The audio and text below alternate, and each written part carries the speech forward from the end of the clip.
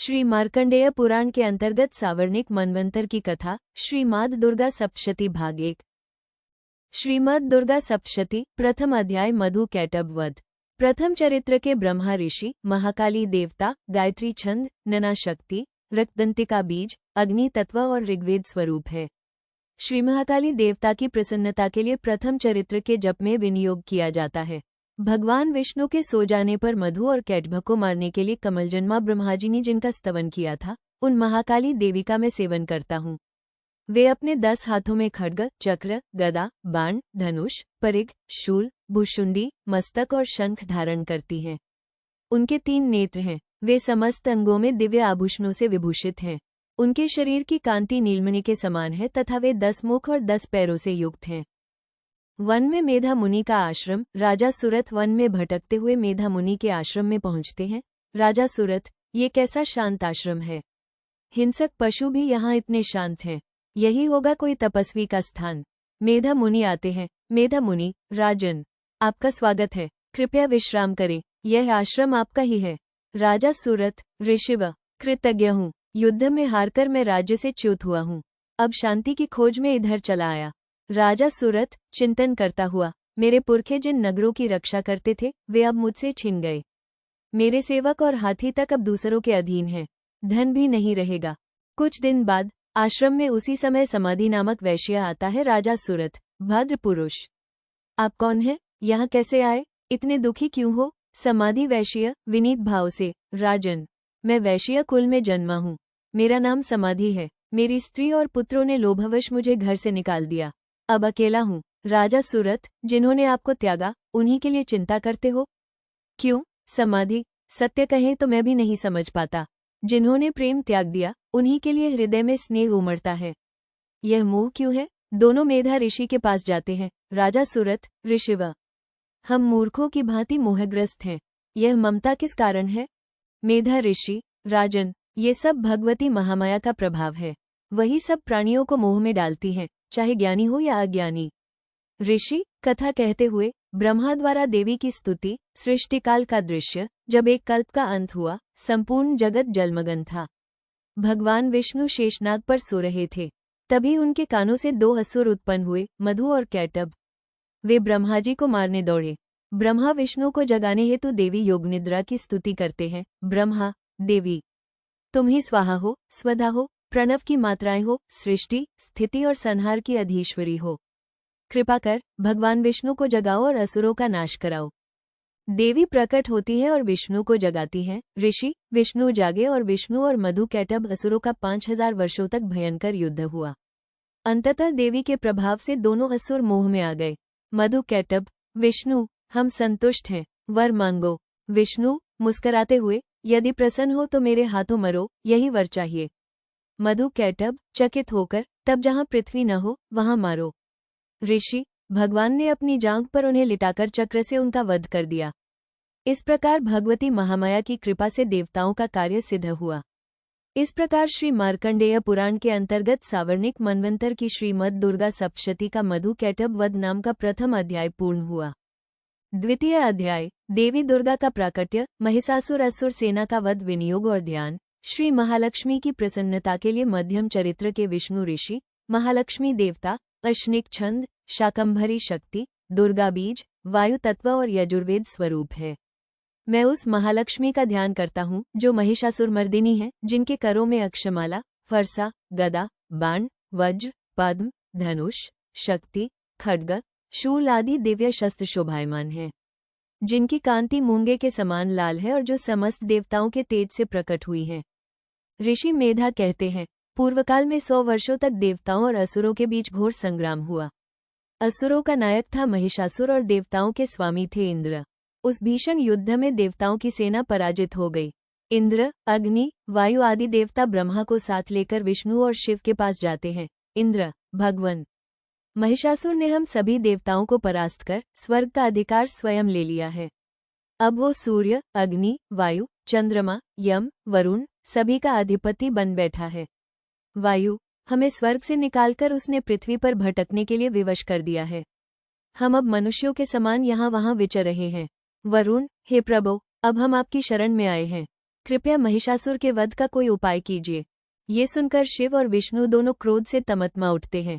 शिव और विष्णु के क्रोध से उनके भरीकुटियां तन जाती हैं, मुख विकृत हो जाता है। उनकी भुजाओं से एक प्रज्वलित तेज प्रकट होता है। एक एक करके ब्रह्मा, शिव, विष्णु, इंद्र, सूर्य, चंद्र, यम, वरुण आदि सभी देवताओं के अंगों से तेज निकलने लगता है और एक साथ मिलकर एक प्रचंड प्रकाशपुंज बन जाता है। तेजपुंज से एक दिव्य स्त्री रूप की उत्पत्ति होती है। देवगण आश्चर्य से, ये कौन सी दिव्य मूर्ति है? इसका तेज तो तीनों लोकों में फैल रहा है। वाचक, शंकर के तेज से उसका मुख प्रकट हुआ, यमराज के तेज से बाल, विष्णु के तेज से उसकी भुजाएं, चंद्रमा से स्तन, इंद्र से कटी प्रदेश, वरुण से जांघें, पृथ्वी से नितंब, ब्रह्मा से चरण, सूर्य से अंगुलियां, वसुओं से हथेलियां, कुबेर से नासिका, प्रजापति से दांत, अग्नि से 3 नेत्र, संध्या से भौहें और वायु से कान प्रकट हुए। अब वो देवी महालक्ष्मी के रूप में प्रकट होती हैं, 16 आयुध धारण किए हुए। स्वर्गलोक आकाश में तेजोमय देवी का प्राकट्य। देवगण चारों ओर खड़े हैं। तेजोमयी देवी प्रकट होती हैं, चारों दिशाएं प्रकाशमय हो जाती हैं। देवगण आनंदपूर्वक, देवी प्रकट हुई हैं। महिषासुर विनाशिनी, त्रैलोक्य की रक्षा के लिए। इंद्र विस्मय में, ये देवी तो हमारे समस्त तेज पुंजों से उत्पन्न हुई हैं। इनके स्वरूप में समस्त लोकों का तेज समाहित है। सब देवता देवी को प्रणाम करते हैं और उन्हें अपने दिव्य अस्त्र प्रदान करने लगते हैं। भगवान शिव शूल उठाकर, देवी यह मेरा शूल स्वीकार करें। भगवान विष्णु चक्र प्रस्तुत करते हुए, माँ ये सुदर्शन से उत्पन्न चक्र आप योग्य स्वामिनी को समर्पित है। वरुण शंख भेंट करते हुए, ये समुद्र की गहराइयों से निकला शंख आपके लिए है। अग्निदेव शक्ति अर्पण करते हुए, यह अग्निशक्ति आप में और भी तेज जोड़ेगी। वायुदेव 2 तरकसों सहित धनुष देते हुए, हे देवी यह वायु से वेगवती बाणों से भरे तरकस और धनुष आपके लिए है। इंद्र वज्र और घंटा सौंपते हुए, यह मेरे वज्र से उत्पन्न वज्रास्त्र और ऐरावत से उतारकर लाई गई घंटा आपको अर्पण है। यमराज कालदंड देते हुए, देवी ये कालदंड आपके हाथों में सबसे न्यायोचित रहेगा। वरुण दूसरी बार पाश देते हुए, ये दैत्य बंधन के लिए उपयुक्त पाश आपके चरणों में समर्पित है। प्रजापति माला अर्पित करते हुए, ये स्फटिक की निर्मल माला देवी आपके गले की शोभा बढ़ाएगी। ब्रह्मा कमंडलू सौंपते हुए, ये ब्रह्मशक्ति से परिपूर्ण कमंडलू आपकी विजयगाथा का साक्षी बने। सूर्यदेव हे देवी आपके शरीर के रोम रोम में मैं अपनी किरणों का तेज भरता हूँ। काल पराक्रम का प्रतीक ढाल और चमकती तलवार देते हुए, क्षीरसागर मणियों और वस्त्रों सहित, हे देवी ये कभी जीर्ण न होने वाले दिव्य वस्त्र, उज्ज्वल हार, चूड़ामणि, कुंडल, केयूर, कड़े, नूपुर, हंसली और रत्नमयी अंगूठियां। विश्वकर्मा फरसा और कवच अर्पण करते हुए, देवी यह निर्मल फरसा, अभेद्य कवच और युद्धोपयोगी सभी अस्त्र मेरी भेंट हैं। जल्द ही समुद्र कमल अर्पित करते हुए, ये दिव्य कमल पुष्प मेरी भक्ति का प्रतीक है। हिमालय गर्व से, हे देवी ये सिंह मेरी ओर से आपकी सवारी के लिए है। साथ ही विविध रत्न भी समर्पित करता हूँ। कुबेर मधुपूर्ण पात्र देते हुए, देवी यह अमृततुल्य मधु से भरा पात्र आपके लिए है। शेषनाग नागमणि का हार देते हुए, हे जगदम्बा ये बहुमूल्य नागहार समस्त नागों की ओर से। अन्य देवता भी देवी को विभिन्न रत्न, आभूषण और अस्त्र शस्त्र अर्पित करते हैं। देवगण एक स्वर में, जय हो माँ दुर्गा, जय हो सिंहवाहिनी भवानी। युद्धभूमि चारों ओर असुरों की सेना, बीच में तेजोमय देवी और उनका सिंह। दैत्यगण चारों दिशाओं से चौंकते हुए खड़े होते हैं। दैत्य चौंककर, त्रिलोकी कंपायमान है। यह क्या अद्भुत घटना घट रही है? सभी सैनिकों हथियार कवच धारण करो, शस्त्र संभालो, युद्ध का समय आ गया है। महिषासुर क्रोध से, आह ये सब क्या हो रहा है? ये गर्जना, ये प्रकाश, इशारा करते हुए, चलो उसी दिशा में, चलो देवी के पास। दैत्य सेनापति चिक्षुर, चामर, उद्ग्र, महाहनु, असिलोमा, बाष्कल, परिवारित, बिडाल आदि आक्रमण करते हैं। चिक्षुर ललकारते हुए, मैं स्वयं देवी से युद्ध करूंगा। चामर अपनी सेना को निर्देश देते हुए, चतुर्दिशाओं से घेर लो, एक भी दिशा खाली न रहे। उद्ग्र 60,000 रथियों के साथ, ये रणभूमि हमारी विजय भूमि बनेगी। महाहनु गर्जना करते हुए, 1 करोड़ रथियों के साथ आ गया हूँ। देवी तैयार हो जाओ। असिलोमा मेरी तलवार जैसे रोए, असुरों की अंतिम विजय लाएंगे। 5 करोड़ रथी हैं। बाष्कल घोड़े दौड़ाते हुए, मैं भी पीछे नहीं, युद्ध मेरा धर्म है। परिवारित हाथी सेना को आदेश देते हुए, सब चलो, 1 करोड़ रथियों की सेना मेरे पीछे है। बिडाल, 5 अरब रथियों सहित, देवी, मैं तुम्हें युद्ध में चुनौती देता हूँ। विभिन्न दैत्य अस्त्र शस्त्रों से देवी पर आक्रमण करते हैं। दैत्य, तोमर से मारो, विधिपाल फेंको।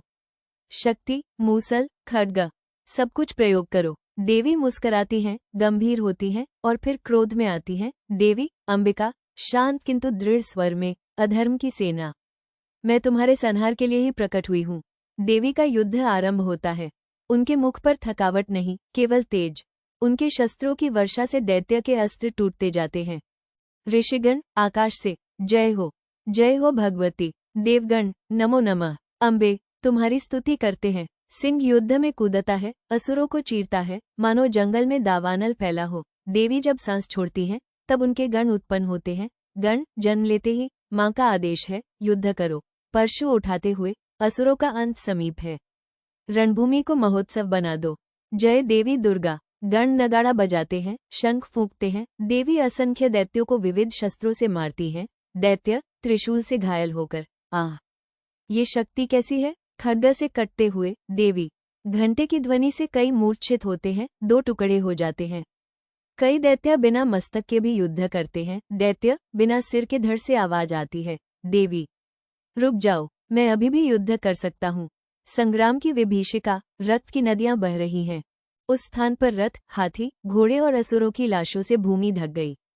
चारों ओर रक्त की धाराएं बहने लगीं। देवी ने उस असुर सैनिक को वैसे ही नष्ट किया जैसे अग्नि तृण को भस्म कर देती है।